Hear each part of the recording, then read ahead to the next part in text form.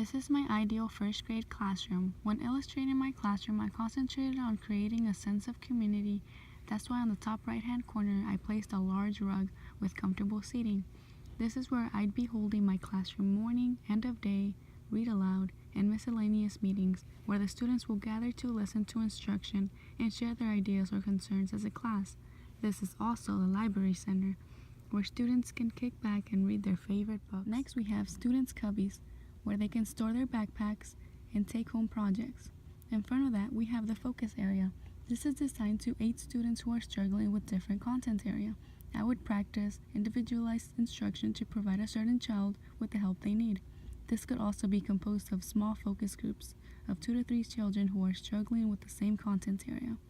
While I help these students, the rest of the class would be working on their own assignments in their assigned center. Next, we have the math center.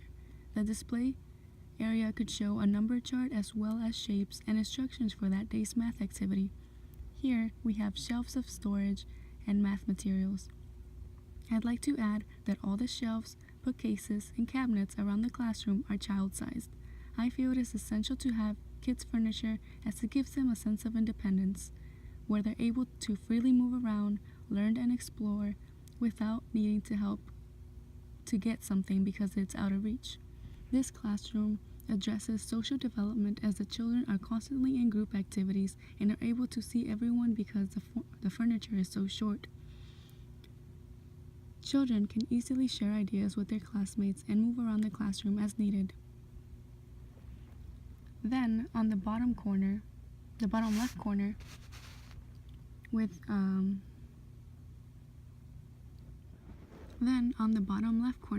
we have the art center, with art supplies and storage space to put the students' work, the ones that aren't going to be displayed anyway.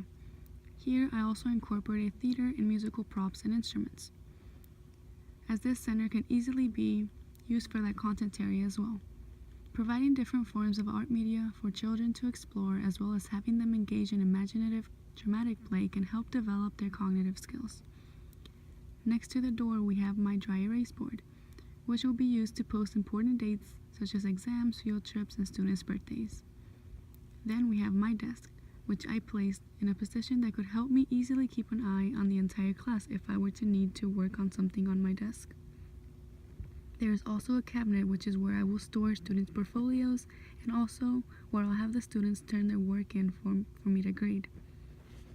On the bottom right corner, we have the Technology Center, where there will be equipment such as tablets, laptops, video, and audio recorders for students' use. Next to that is the Science Center, but it is also where our themed centers could be held. There is science supplies shelf as well as social studies material, as this is an interchangeable center.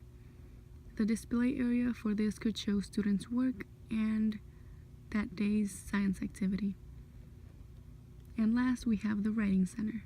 I strategically placed it next to the Library Center so the students in the activity could easily grab a book to use as a reference in an activity if needed. This is also one of the quieter areas in the class. The classroom addresses physical development by having a layout that is spacious enough for students to move around freely to further develop their large muscles.